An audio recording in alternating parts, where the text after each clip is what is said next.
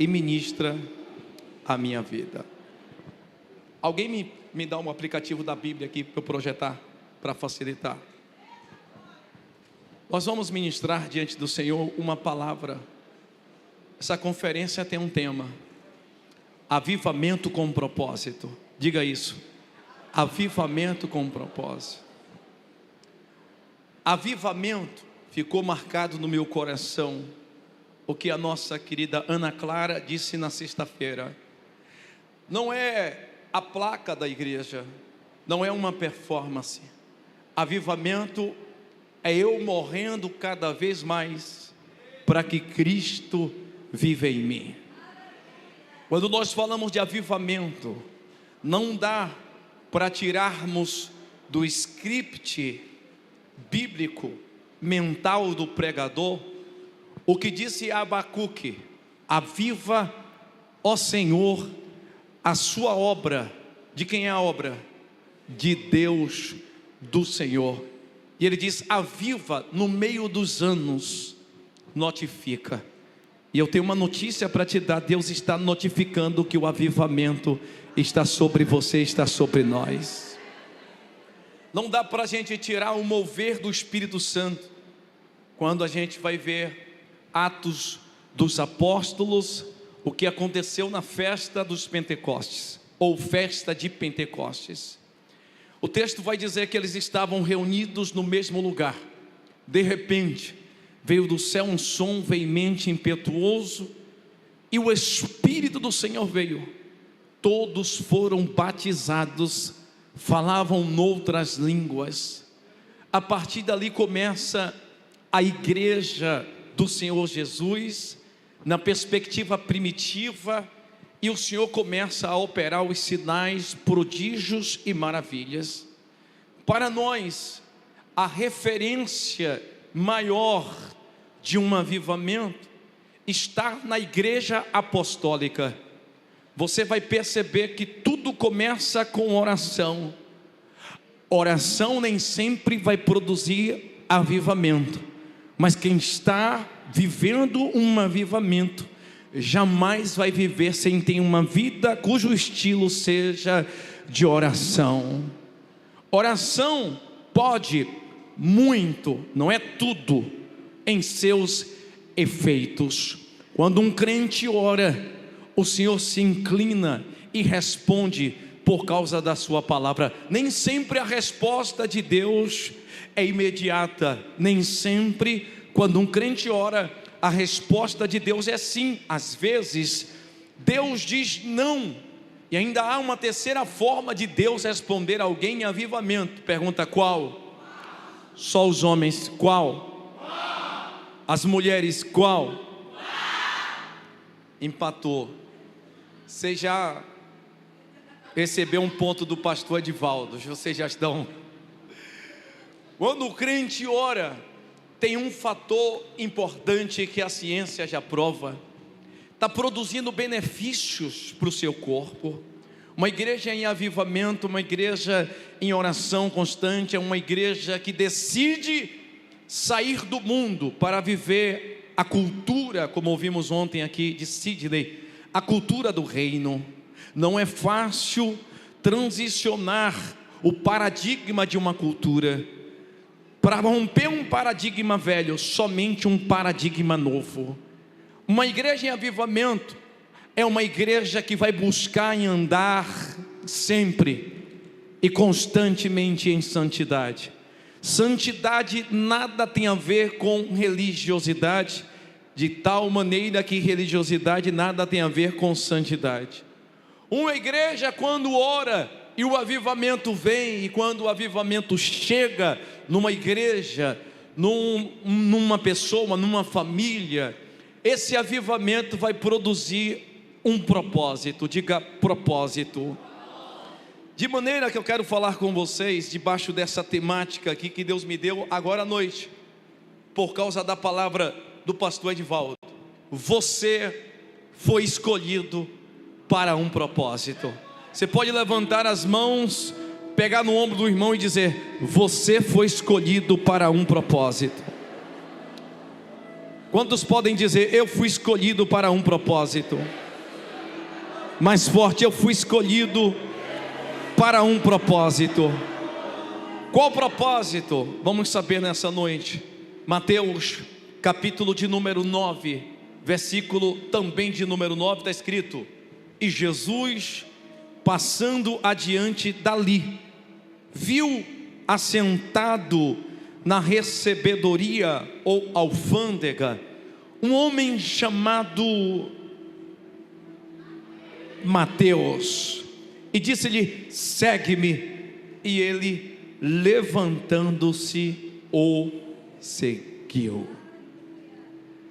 É interessante que o texto vai nos mostrar que antes destas coisas acontecerem, tem essa expressão: partindo dali. Você pode repetir comigo? Partindo dali. Jesus vai enfrentar algumas etapas que são muito próximas uma da outra. Ele sai do batismo, entra no deserto, sai do deserto, começa o seu grande milagre transformando água em vinho, e ele começa a ir para Nazaré. Em Nazaré ele entra numa sinagoga, e lá lhe é dada a oportunidade de ler uma passagem do rolo do profeta Isaías. E ele lê o que para nós é o capítulo de número 61. O Espírito do Senhor está sobre mim e me ungiu para. Ele vai explicar o propósito da unção. Ele vai explicar o propósito de ter recebido o Espírito do Senhor. E ele diz: proclamar liberdade aos cativos, anunciar o ano aceitável do Senhor, restaurar os feridos, os abatidos. Avivamento tem propósito. Você foi escolhida para um propósito. Partindo dali, porque quando ele sai dessa sinagoga, ele diz: hoje cumpriu-se em mim esta profecia. Todos então ficam enraivados e colocam Jesus para fora da sinagoga.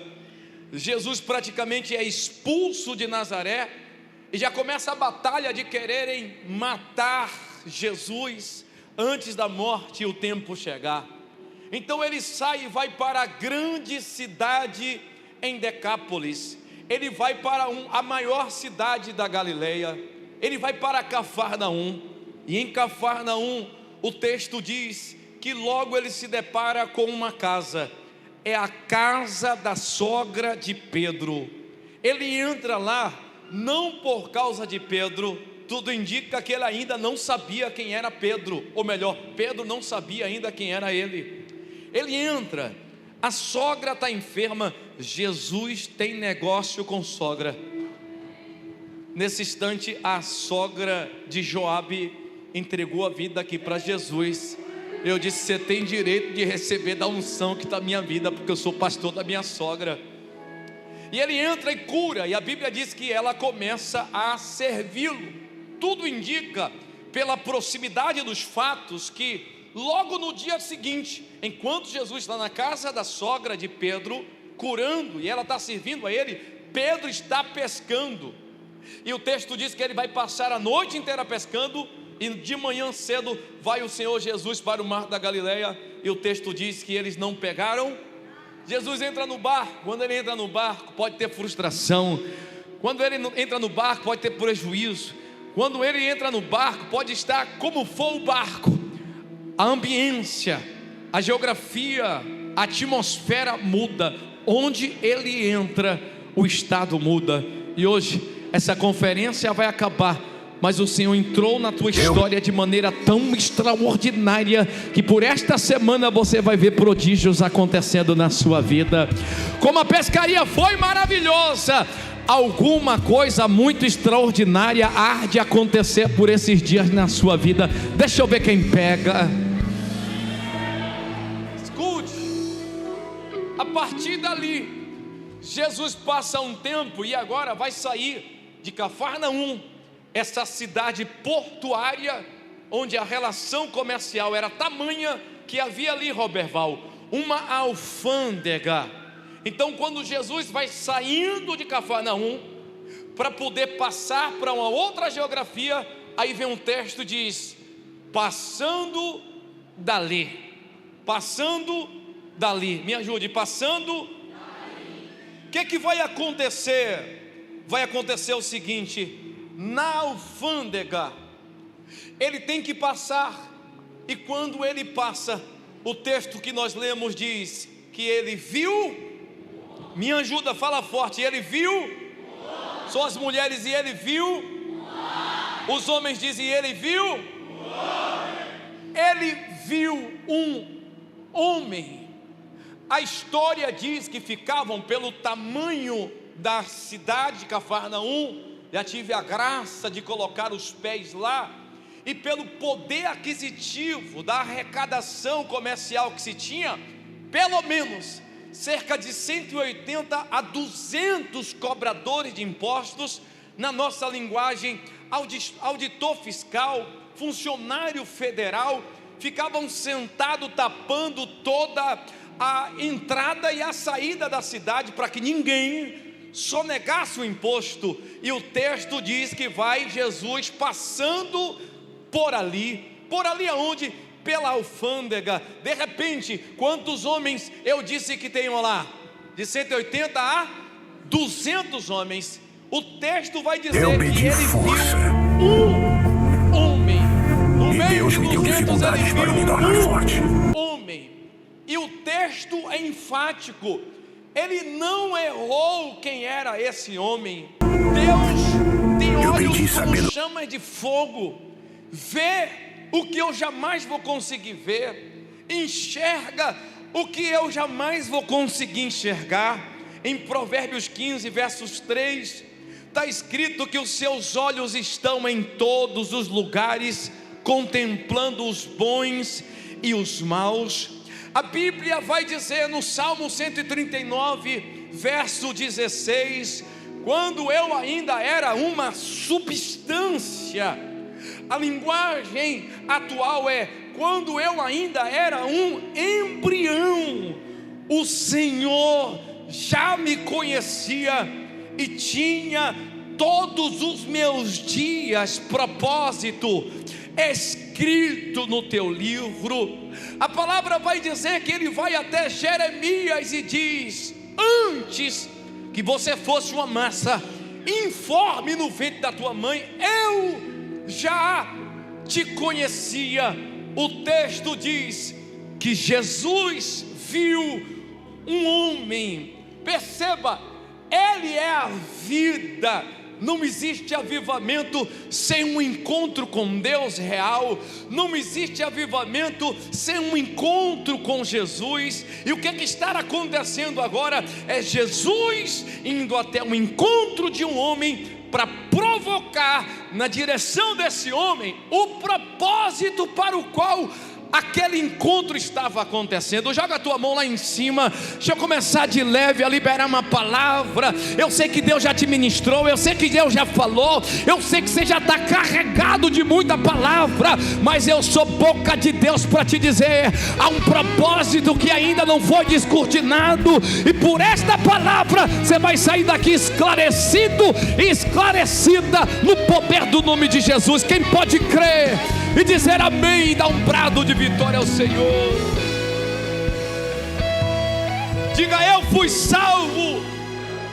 Fala forte: eu fui salvo para um propósito.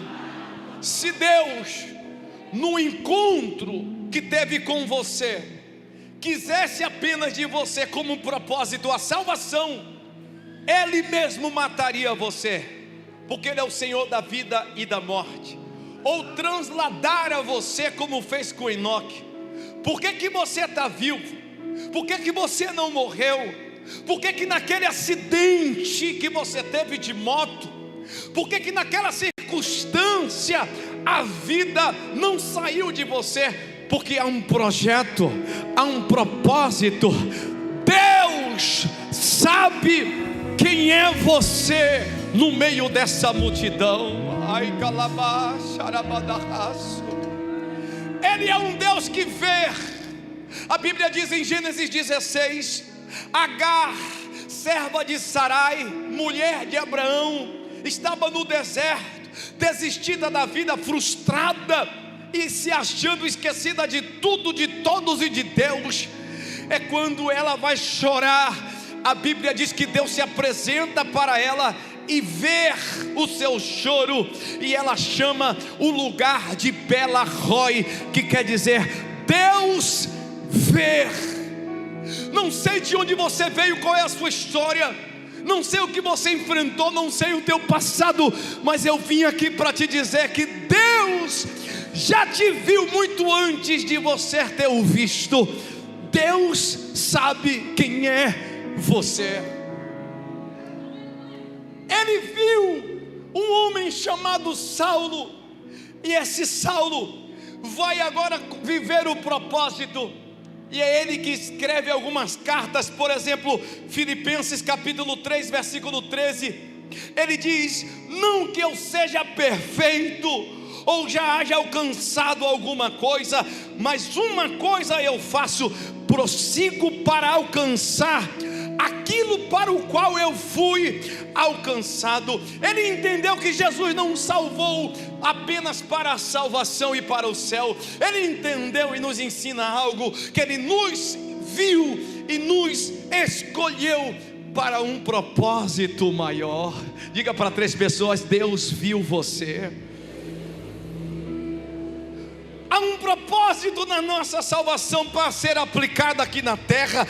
Aos Colossenses, Paulo diz no capítulo 3: quanto a vós, não cabe somente crer nele. Eu não tenho que estar aqui só para crer em Jesus. Você já crê em Jesus, eu também, mas Paulo diz em Colossenses 3: mas também para padecer por ele. Em Filipenses 1, versículo 24, ele diz: eu cumpro no meu corpo o que resta das aflições de Cristo, por amor do seu corpo, que é a igreja. Deus viu você e por amor de Cristo te escolheu para servir aos perdidos como igreja. O propósito do avivamento: eu gosto das línguas estranhas, eu gosto do fogo, eu gosto do mistério, eu gosto de profetizar, eu gosto do mover de Deus, mas o propósito de Deus para o avivamento se chama salvação.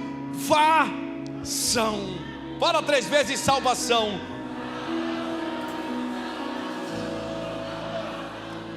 O propósito desse avivamento é Deus entregando para a igreja uma missão que precisa ser cumprida. Pergunta: qual é a missão? Tornar o nome de Cristo conhecido pelo mundo. Todo joelho se dobrará e toda língua confessará que Jesus Cristo é o Senhor, para a glória de Deus Pai. Você pode repetir essa última parte? Jesus Cristo é o Senhor, para a glória de Deus Pai.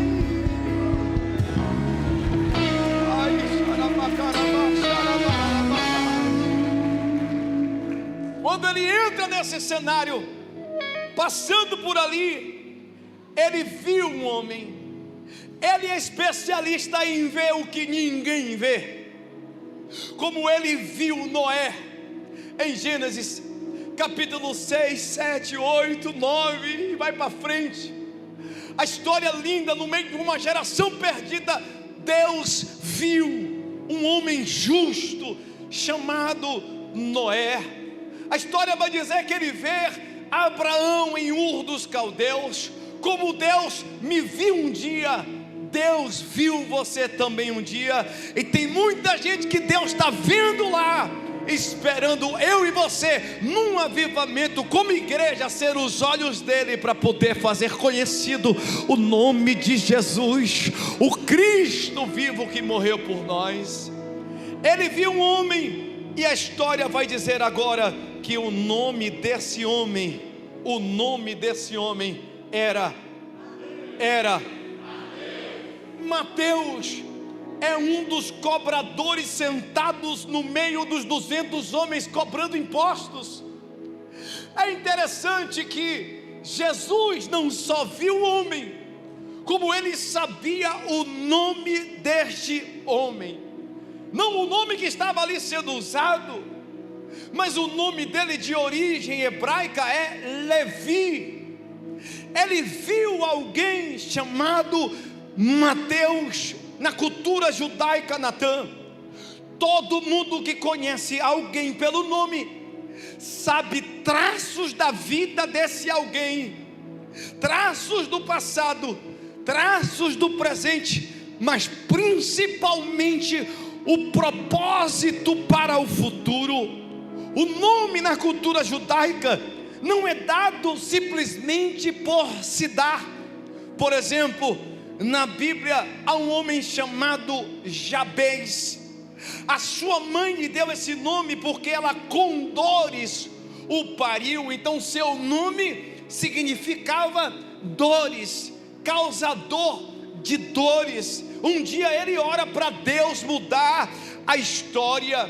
Quando Jesus chama ele pelo nome, você vai ver na Bíblia que quase todo mundo que Deus chamou em um avivamento para um grande propósito, ele chamou pelo menos 2 vezes pelo nome. Lá no Éden ele disse Adão, Adão. Para Abraão ele chama. O texto diz que ele chega para Moisés e diz Moisés, Moisés. Simão, Simão. E Saulo, Saulo, Saulo. Quando Jesus chama alguém pelo nome, ele está dizendo eu sei quem é você. No meio dos bilhões de espermatozoides, você sabia que muitos dos milhares de milhões, entre todos, o Senhor não permitiu vir à vida e colocou o dedo em um, que foi você. Ele está dizendo eu conheço-te pelo teu nome, eu conheço a tua história, sei as dores que você atravessou no parto, conheço a tua infância, sei dos abusos da sua adolescência, sei das crises de alma que você atravessou, eu sei dos seus propósitos, de frustrações que atravessou ao longo da vida, mas eu desci e vi você, estou te chamando pelo nome nessa conferência de avivamento e dizendo é você, é você, é você que eu escolhi para um grande propósito nessa terra. Você pode levantar as 2 mãos e dizer Senhor, sou eu mesmo, eis-me aqui, envia-me a mim. Diga amém e dê um aplauso bem forte para ele. Aleluia. E passando por ali, você vai colocar o seu nome. E passando por ali, viu um homem e o seu nome era, fala forte, e o seu nome era. Isso é forte demais, porque alguém pode me perguntar, Deus não vai forçar ninguém que Ele escolheu aí tornar o nome de Cristo conhecido. A minha pergunta é para provocar, sábio, uma dúvida enquanto advogado no seu coração. Será que Deus não força ninguém a ir? Será? Pergunta para o seu irmão, Deus força alguém a ir? É para provocar dúvida, porque parece que tem algumas pessoas que Deus escolheu em meio a um avivamento em que Ele diz, você pode desistir, mas você não. Jonas foi uma dessas pessoas. Vai a Nínive. Jonas queria ir a Nínive, sim ou não? Mas teve que ir forçado, sim ou não? É tão forçado que quando chega em Nínive, ele não prega misericórdia, ele não prega perdão, ele prega juízo, ele fala com raiva. Em 40 dias Deus vai destruir, subverter vocês. ele prega o pavor, ele prega a destruição, ele prega o medo, mas não sabia que quem prega é o pregador, mas quem convence é o Espírito Santo. E todo Nínive se converteu do seu mau caminho e se colocou em perdão diante de Deus. Tem algumas pessoas que parece que diz: depois eu vou, amanhã eu faço. Queridos, tem muita gente dizendo que esse tempo é um tempo em que a igreja está massageando o ego das pessoas, está construindo crentes fracos. Eu discordo disso, porque essa geração é outra geração. A minha geração aguentou tranco, a minha geração aguentou porrada, a minha geração aguentou cipó, a minha geração aguentou castigo, mas essa geração não aguenta. Então o problema não é a igreja. O reflexo de tudo que nós vemos hoje está dentro das famílias. Um filho que não aprende a correção dentro de casa, na igreja vai conseguir ouvir um não. Não, irmão. Aí a gente precisa se fazer de tolo, como diz o apóstolo Paulo, para ganhar os tolos. Às vezes se fazer como que não tem lei, entre parênteses, está escrito em Coríntios, mesmo tendo lei, para ganhar os que estão fora da lei. Daí Paulo diz: me fiz de tudo para ganhar a todos, para que Cristo fosse glorificado. Deus não abre mão de você. Me trouxe para fechar essa conferência, talvez para falar para uma pessoa que ainda não foi ministrada ou ministrada, para dizer: você tem um grande propósito da parte de Deus. E viu um homem, e o nome desse homem era Paulo. Não quis atravessar a Macedônia, mas ele teve que ir. Tem coisas na vida que eu não gostaria de ter feito, ou melhor, de fazer, mas o Senhor me viu, o Senhor me chamou pelo nome, o Senhor me escolheu, me trouxe um avivamento e diz: você vai. Irmão, quando você começa a se relacionar com o Espírito do avivamento, quando você começa a se relacionar com o Evangelho e com a palavra, quando você desenvolve um relacionamento próximo com Jesus, é impossível você não ouvir o gemido do pecador e não se sensibilizar. É impossível você não ver alguém desejando se matar e não se comover. É impossível você não ver uma família sendo apedrejada, degradada, e não chorar e não tentar ajudar. Deus te chamou pelo nome e Ele está dizendo: você vai. Vou para onde, meu apóstolo? Você vai cumprir o propósito de Deus nessa terra. Mas, meu apóstolo, eu tenho meu sonho. Não tem problema. Nem todo mundo Deus arranca o sonho, como fez comigo. Um jovem cheio de sonhos, com condições de realizar esses sonhos. Vou dar a volta ao Brasil em cima de uma moto, vou atravessar o continente num barco, cheio de loucuras na cabeça, de aventura. E Deus fez: a partir de agora você vai viver os meus sonhos. Nem todo mundo Deus vai fazer isso. Pergunta por quê? O teu sonho gira em torno de você e do seu entorno, família, casamento, amigos, parentes. Mas o sonho de Deus tem tudo a ver com muitas outras pessoas que você nem conhece. Deus viu um homem, o nome desse homem era Mateus, porque por trás dele estava enxergando uma outra multidão. Deus olhou para mim e enxergou vocês, e hoje está olhando para você e está enxergando uma multidão. No meio dela toda a tua parentela. Eu vou profetizar, levanta as tuas mãos lá no teto dessa igreja. Assim diz o Espírito do Senhor: você e a sua casa vai virar um celeiro de avivamento, e salvação vai ser uma coisa comum. Vai ter gente gritando para encontrar Jesus através da sua vida. Quem crê e quem recebe, diga amém e reaja dando um grito de vitória. Deus te comissionou a algo, e por esses dias o Espírito de Deus vai te inquietar, Vai ter gente que depois desta conferência, no meio da noite o sono vai sumir. Não vai tomar um remédio, não vai tomar um chá de camomila, vai descer para orar. Ai, o Espírito do Senhor está me dando uma visão. Tem uma mulher que está aqui, que Deus vai pegar à noite pelo braço, como eu peguei aqui o Cleito Queiroz, e vai fazer você andar pela casa, vai te mostrar coisas ocultas, vai te levar ao sobrenatural de uma chamada. Diga com a mão levantada: Deus, pode me inquietar, eu estou aqui, me usa nesta geração.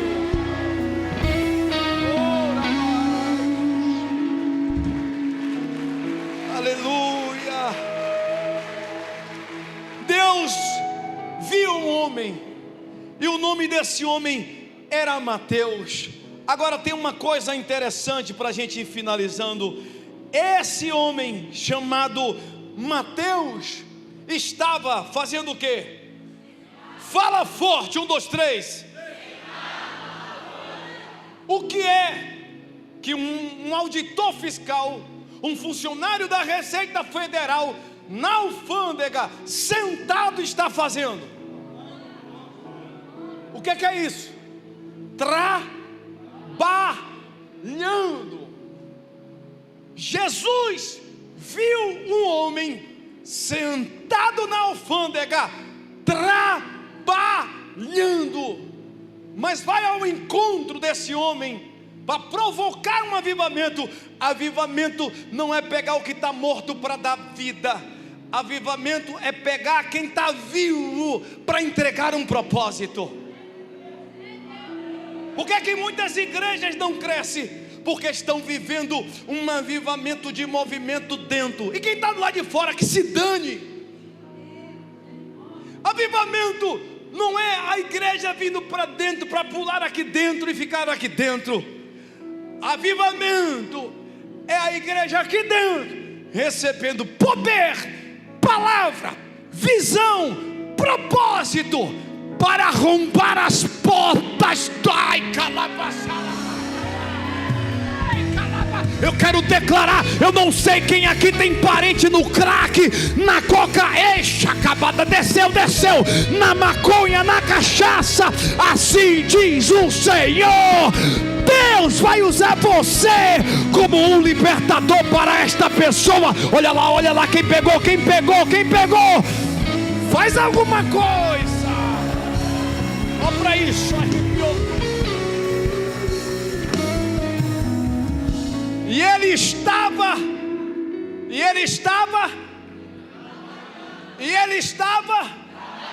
as mulheres, e ele estava. Tenho certeza que os homens vão vencer agora. Os homens, e ele estava. Pelo menos um a gente venceu. Até que enfim, trabalhando. Sabe por quê, pastor Vanderlei? Porque tem gente que diz: eu não faço a obra porque estou.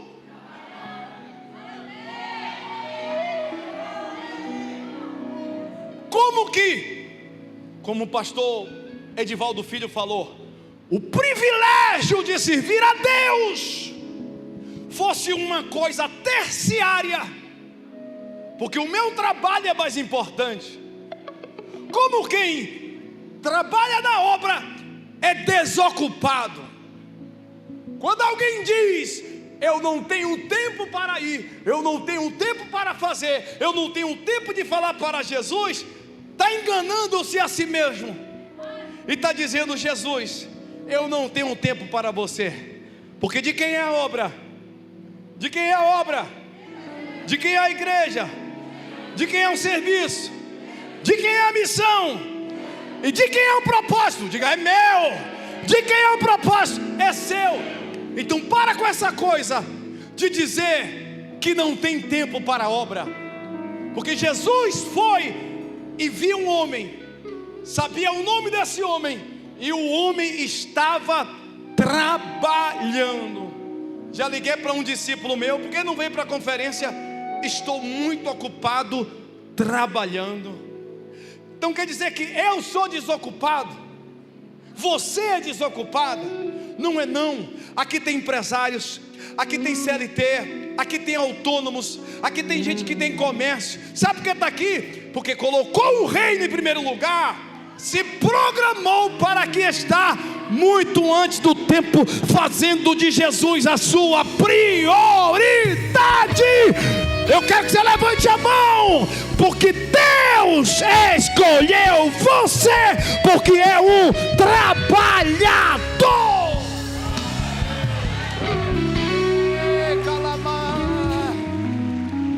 Você trabalha? Sim. Você trabalha? Sim. Você trabalha? Sim. Você trabalha? Trabalho sim. Pergunta para o seu irmão: você trabalha? Quem trabalha? Então você é escolhido de Deus para um propósito.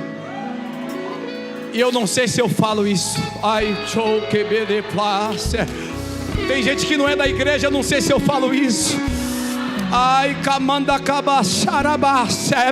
eu vou falar, porque o Espírito está mandando eu falar. Quem é desocupado lá fora não faz parte do propósito da escolha de Jesus. Deus escolhe quem carrega o princípio da responsabilidade do trabalho. Se você é um trabalhador, dá um grito de avivamento.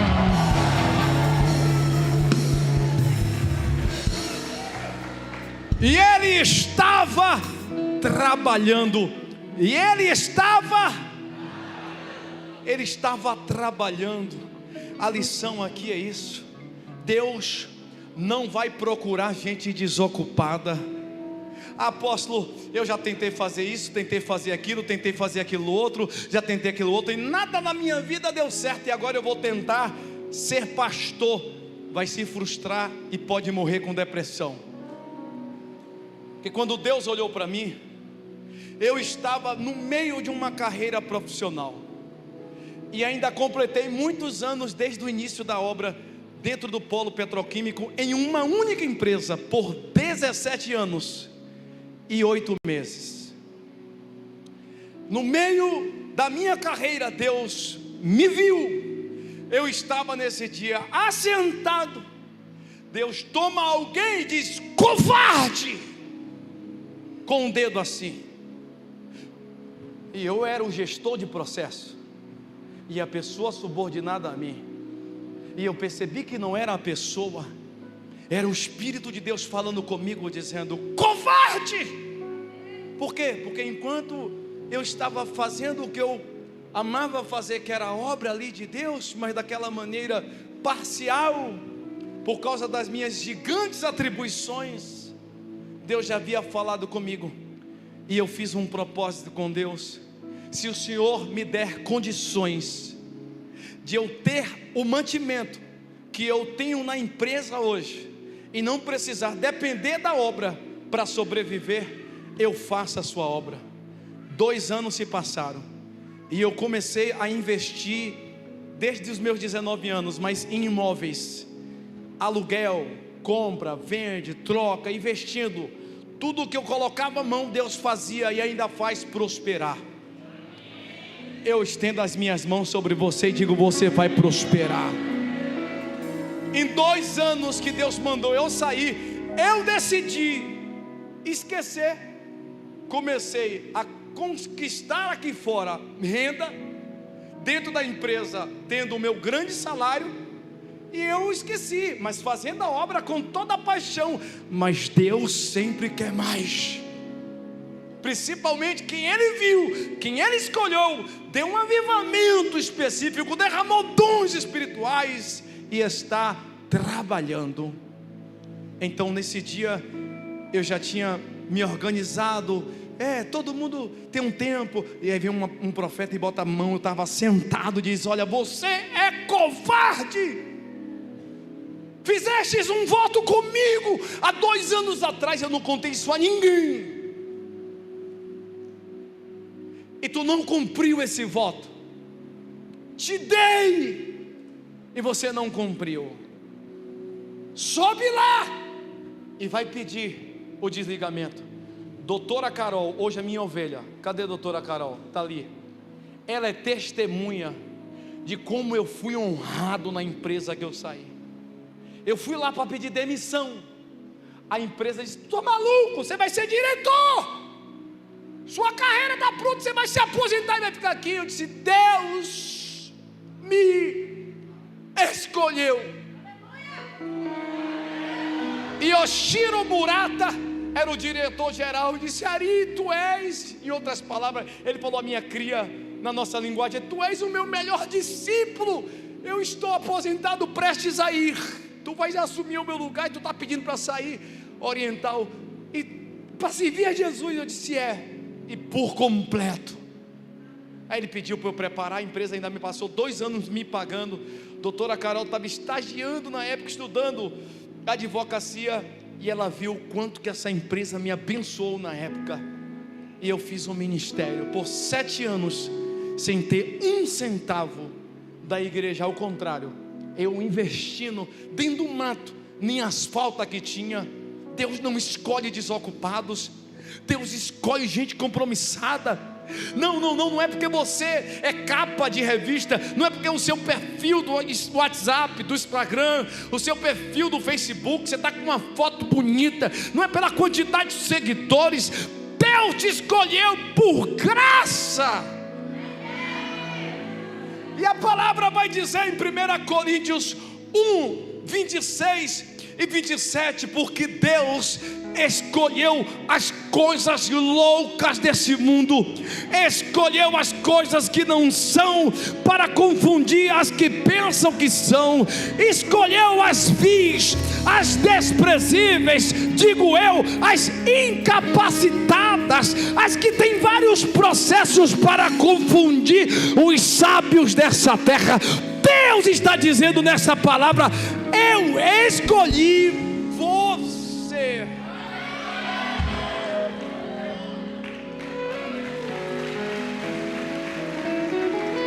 Para que Ele te escolheu? Te escolheu para um grande propósito, te chamou para uma grande obra, te comissionou para uma extraordinária missão: representar o seu reino nessa terra, ser embaixador de Yeshua aqui nessa terra. Levante a sua mão direita. Ele vai usar a sua mão, pessoas serão curadas. Ele vai usar a sua mão, pessoas serão batizadas com o Espírito Santo. Ele vai usar a sua mão direita para trazer consolo, esperança, paz, vida, avivamento. Ele vai usar a tua vida nos sinais, prodígios e maravilhas. Diga amém. Mas sobretudo, se você não entender que no seu trabalho Deus te escolheu para falar lá de Jesus, você precisa voltar a aceitar Jesus de novo.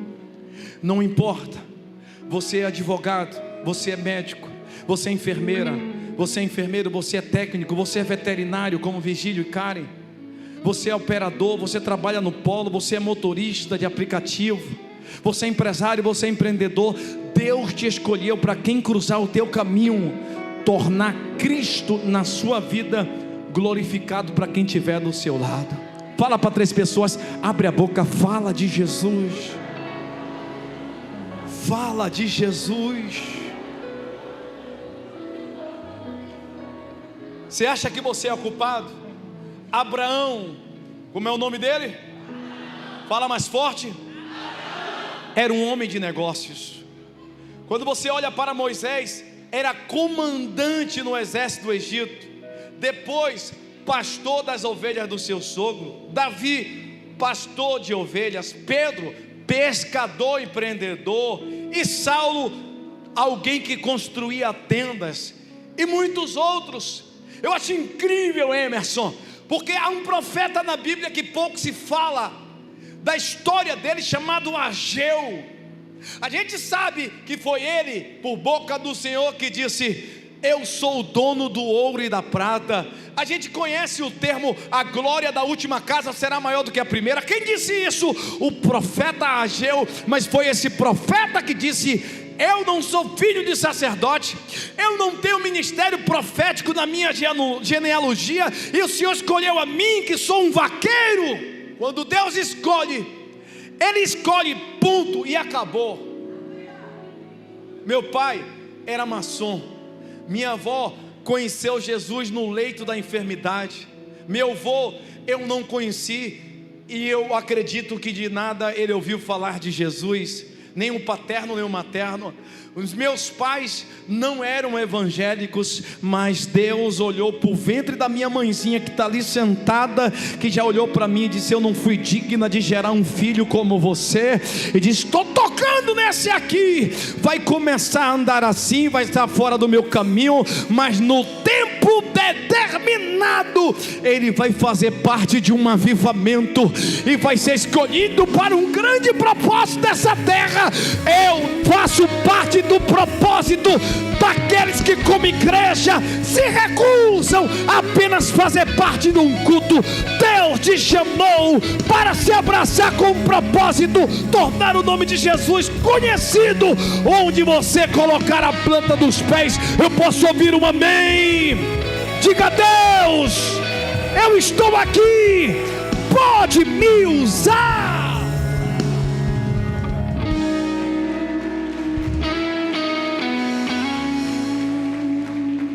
Diga para mim: ele te viu, apóstolo, e ele me viu mesmo como ele viu a Mateus. E o texto vai dizer assim, ó: quando ele olhou para Mateus, ele disse o propósito: segue-me. O que foi que ele disse? Segue-me. Só as mulheres? Segue. Os homens? Segue. O que é que Jesus está dizendo hoje para você? Seguir Jesus é muito mais do que fazer parte de uma conferência de 2 dias. Você vai provar que o avivamento está em você a partir de agora, seguindo a Jesus. Por quê, pastor? Porque aqui dentro a gente congrega, mas lá fora é que a gente segue. Aqui dentro a gente ouve, a gente fala, a gente adora, a gente louva, mas é lá fora que a gente prega, a gente fala de Jesus. Deus te chamou para um propósito, e o propósito é esse: segue-me. Eu olho ali para Sávio me assistindo, eu olho para Cauã, eu olho para Wanderson, Neildes. Eu entrei no cemitério para um ato fúnebre. Neildes estava na beira de uma cova querendo se suicidar.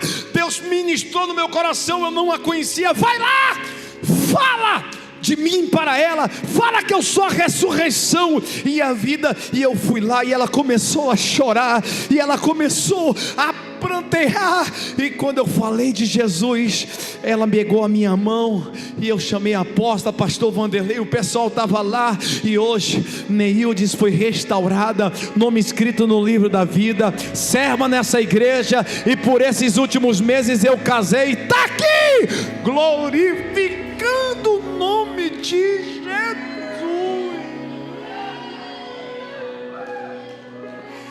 Esse jovem estava numa torre para se matar. Ele ia se jogar de cima de uma torre. Quantos metros a torre tinha? 87. 87 metros. Se eu dissesse não para a chamada de Deus, para o propósito, a vida dele hoje poderia ser apenas uma memória para a sua família. Mas porque Deus viu um homem trabalhando e o chamou pelo nome e disse: segue-me. Hoje eu vejo alguém que lidera sobre ele, Paulo Vitor, que está ali. Faz aí, Paulo Vitor, líder da conferência. Sentou comigo num dia e botou a cerveja na mesa, tentando me testar.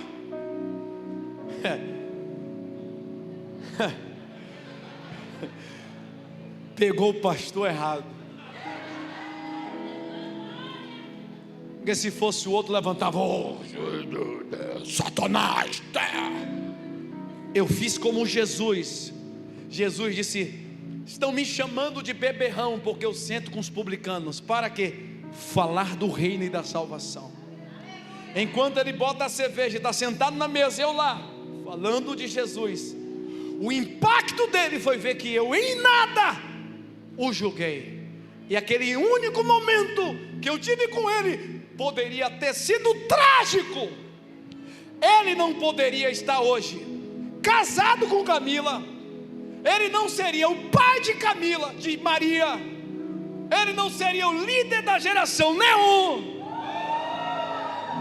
Ele não seria esse levita adorador chorão que ele é. Se eu tivesse criado raízes religiosas, ou tivesse vindo de uma linhagem religiosa, e não enxergasse o lado avesso daquele menino duro, que agora quando sente a presença, Floresvaldo está em algum lugar aqui, vai contar o testemunho mais uma vez nessa igreja. Traficante, líder forte, tudo quanto é arma que você imaginou, sentenciado, condenado. Um dia bateu na porta da minha casa e ele disse: eu conheço o seu testemunho, e eu não poderia bater na porta de uma outra pessoa para pedir ajuda senão o senhor, porque ele saiu de cima, caiu no crack e perdeu toda a sua posição, estava sentenciado à morte. E eu disse para ele: eu não posso ajudar quem não quer ser ajudado. Ele disse: eu quero. E eu mandei ele entrar na minha casa, e ele entrou, fédido, com os dentes tudo amarelo, que o crack corrói tudo. E eu peguei ele e levei para o centro, cuidei dele como um filho. Depois do prazo, trouxe ele para casa, dei a ele morada, deixei de fazer o escritório da igreja para construir ali do lado um kitnet para ele morar.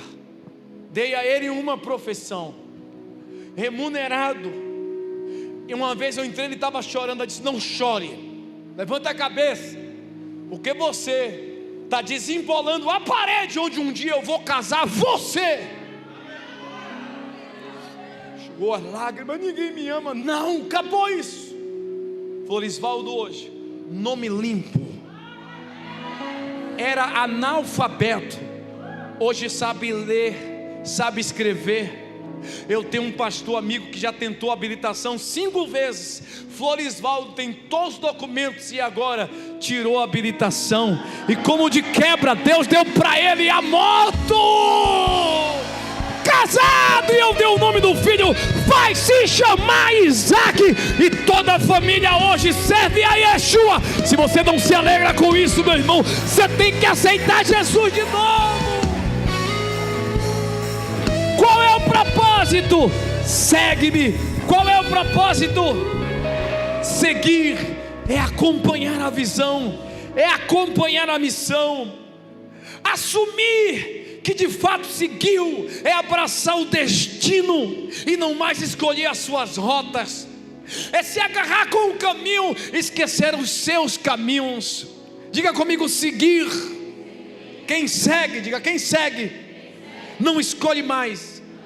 Por quê? Para onde vai, nem o ritmo da viagem e nem aonde vai servir.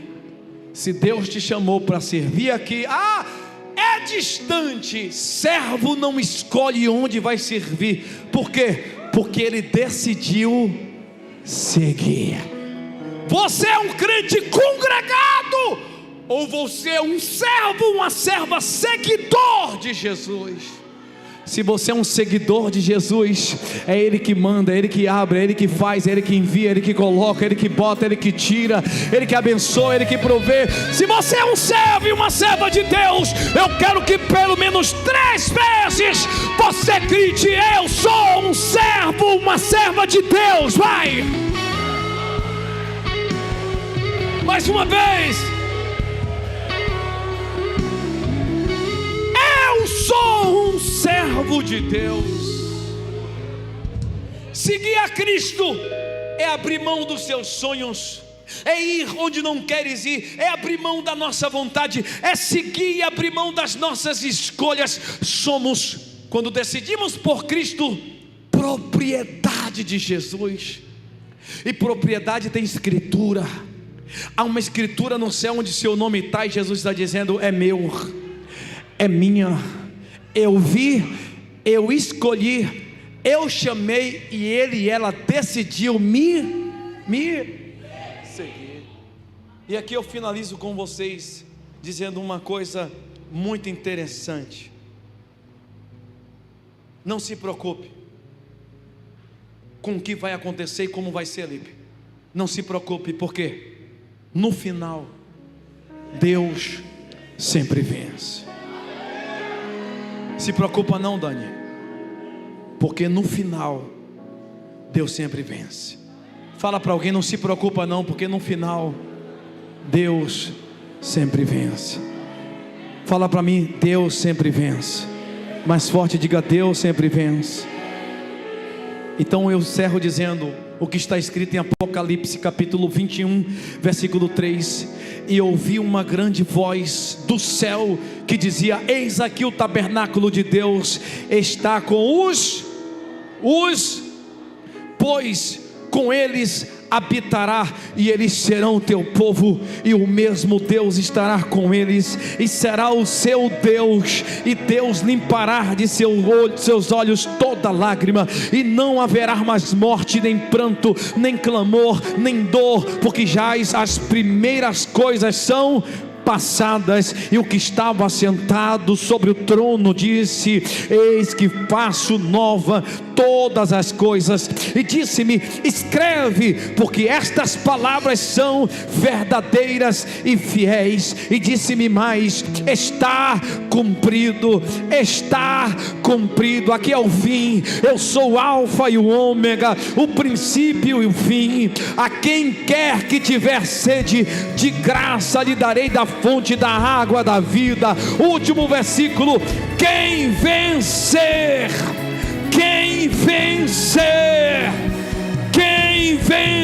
vai se colocando de pé, herdará todas as coisas, e eu serei o seu Deus, e ele será o meu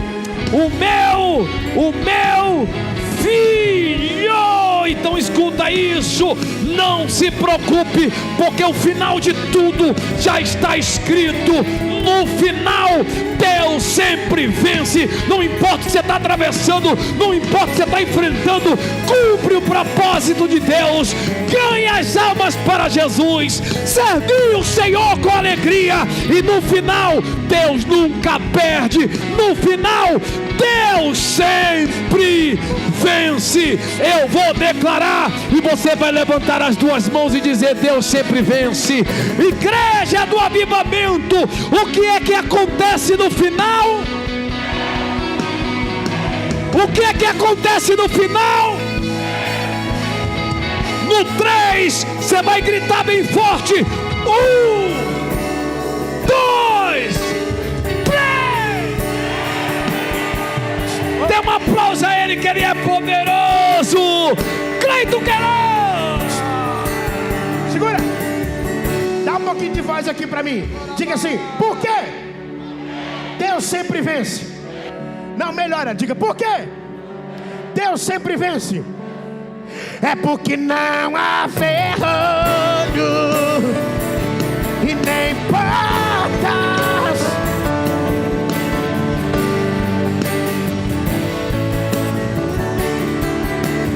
não há dor, pensar e nem culpa.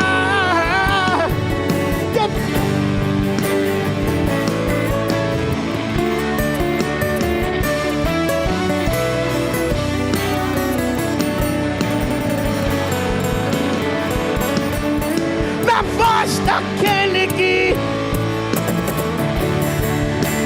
pois tua palavra é pura, é pura.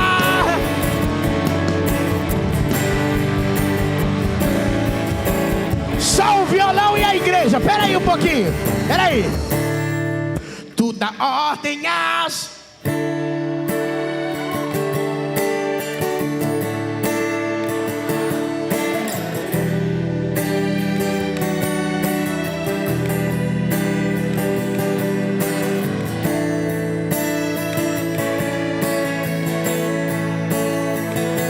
Aí, músicos,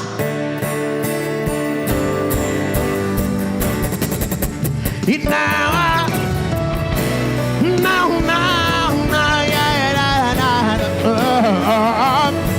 que se perdem diante.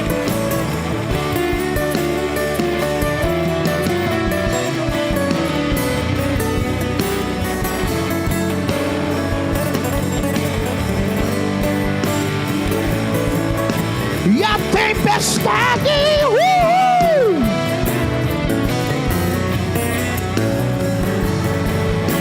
aonde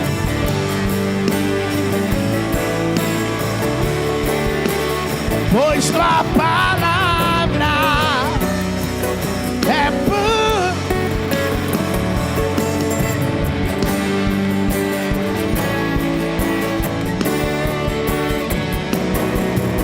Aquilo que parecia impossível,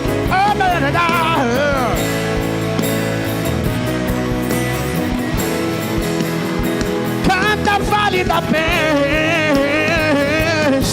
de minha morte.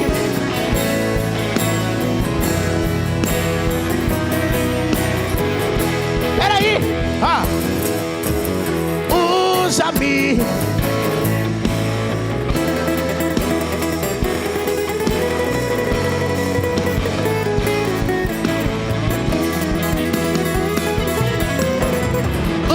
Usa-me, sou a tua imagem. Usa-me.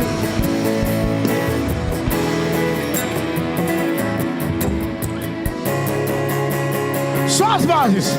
Aquilo que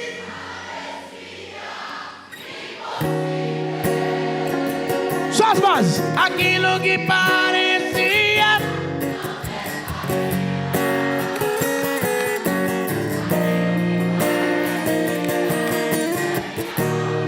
mas Jesus mudou. Subiu de novo. Aquilo que parecia,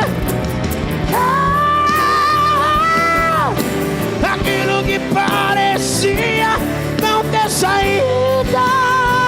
Ai, ai, ai, ai, ai, ai, ai.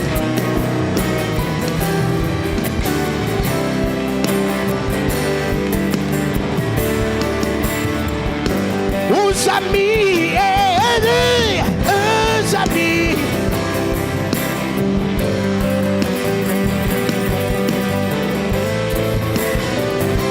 Eu quero te usa-me.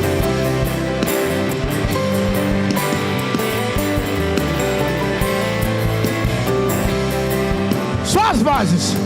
Eu e a bateria. Vambora, batera.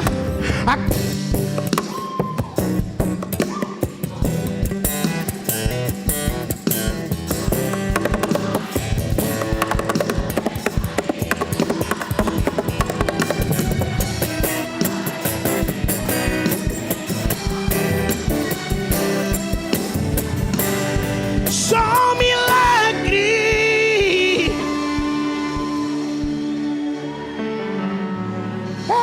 está.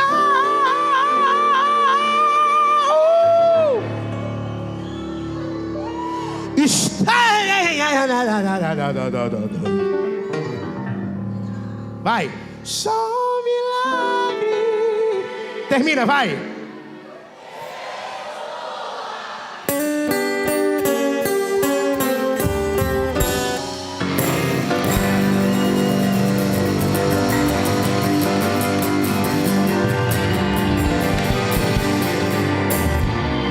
Deixa eu ouvir vocês, vai, aqui ó, com palmas, vai.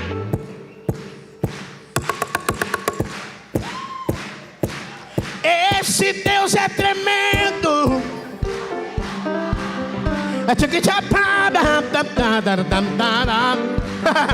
É por ele. Manda um anjo. Não tem tempestade que ele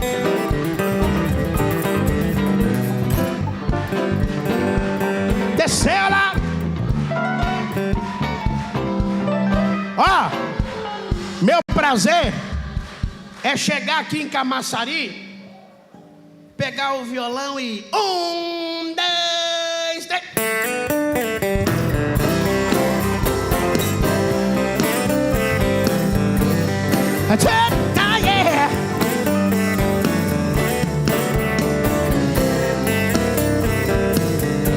Aí, ó. Vai, quando eu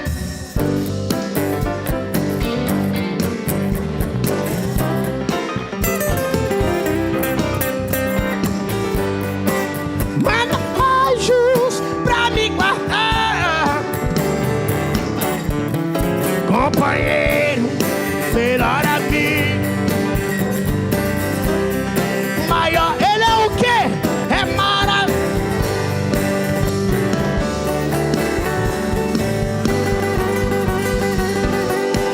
Aí, ó, que lindo.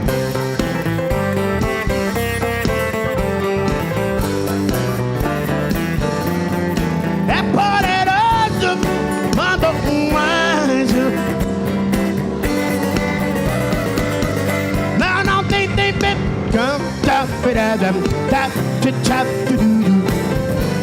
Alegra-me. Me deu vida. Sabor. Aí, ó, quem gostar vai dar um glória aí, ó.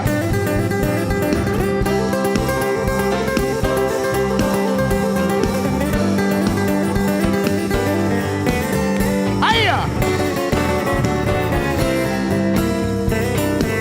Pera aí, só a igreja. Segura aí, segura aí, segura aí. Eu andei sem destino, eu perdi a razão na estrada da vida. Eu fui na contramão, mergulhei de cabeça num abismo sem fim. Loucura e tristezas eram partes no terrível espinho do pecado eu pisei. A ponte entre a vida e a morte eu cruzei. Do outro lado eu vi os pedaços do chão. A minha alma vagava. Aonde? Faz uma rocha aí agora, vai, batera. Das garras.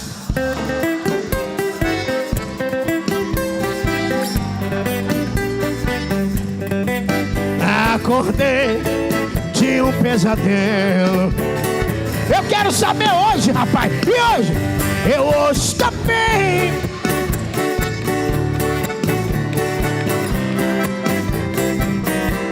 Fui barco à deriva, fui noite sem lua.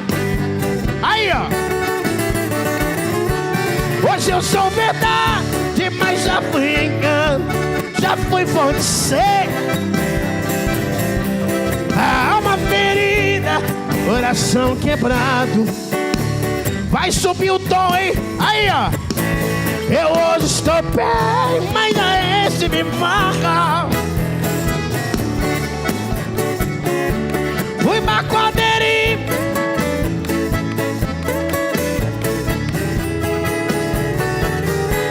Hoje eu sou ver.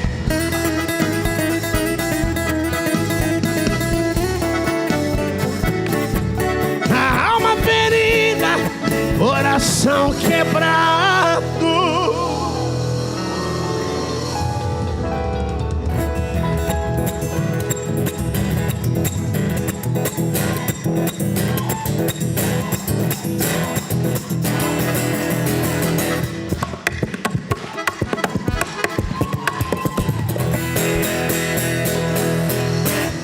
Mas aí Jesus, oh meu Deus,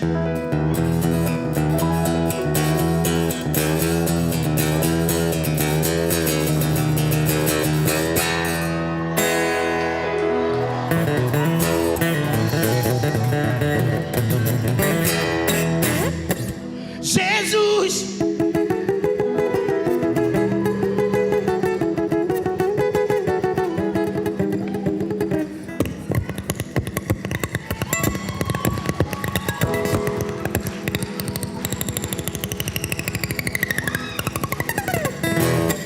Jesus. Ô, gente, termina aí que ficou muito alto pra mim aí, não vai. Vai. Com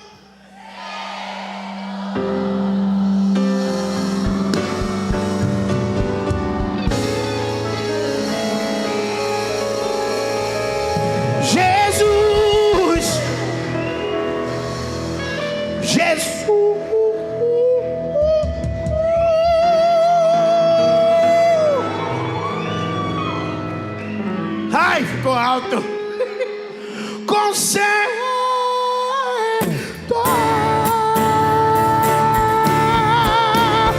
Consertou.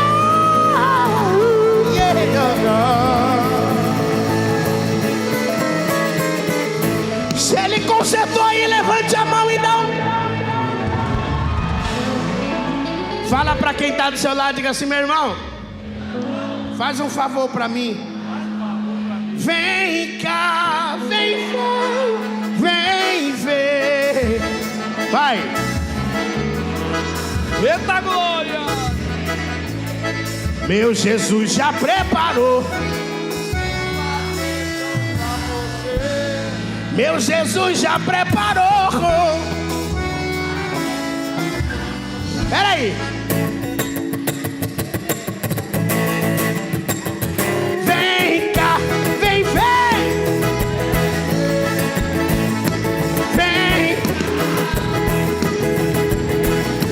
Meu Jesus já preparou. Meu Jesus já preparou. Só para terminar, uma coisa eu te digo, hoje eu vou te falar, meu apóstolo Ari, aqui eu vou voltar.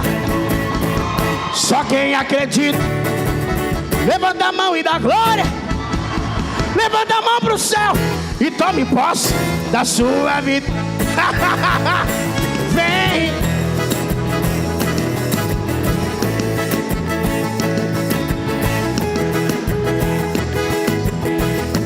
Meu Jesus já preparou. Meu Jesus já preparou. Uma coisa eu te digo, preste muita atenção. Essa noite é de glória e poder e unção. Deus abençoe a Bahia e todos que estão aqui. Eu quero 1 milhão de bênçãos para a cidade de Camaçari. Vem.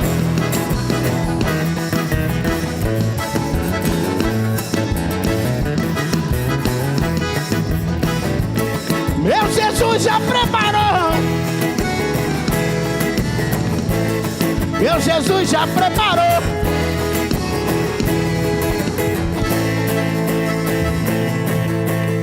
Se ele passar na bateria, o fogo vai descer.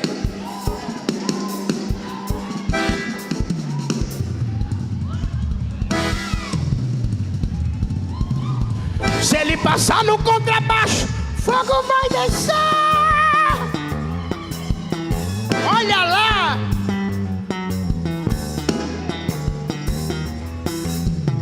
Se ele passar nesse teclado, o fogo vai descer.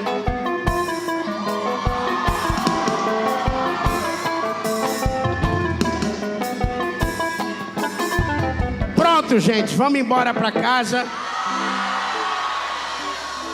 Faltou algum instrumento? Ah, tem outro teclado lá? Então vai. Se ele passar nesse teclado, o fogo vai...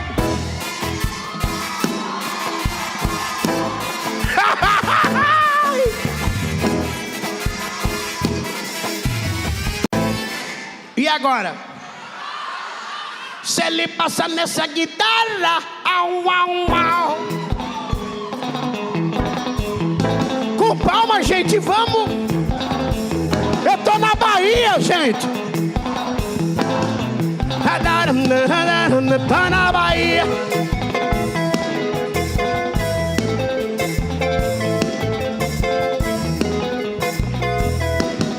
Chega, vamos pra casa. O que tá faltando? Hã? Ah, o violão. Mas o violão só toca se vocês pedirem. Vai. 1, 2, 3 e... Se ele...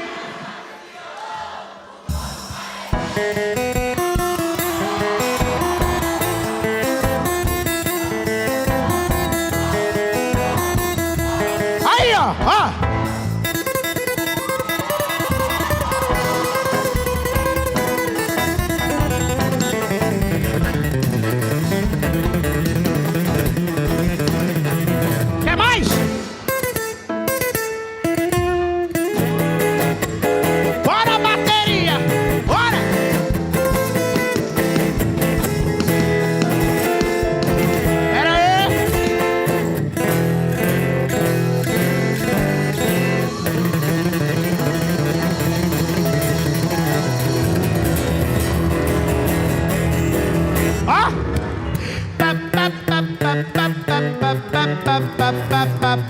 Acabou! Um brado de vitória ao Senhor.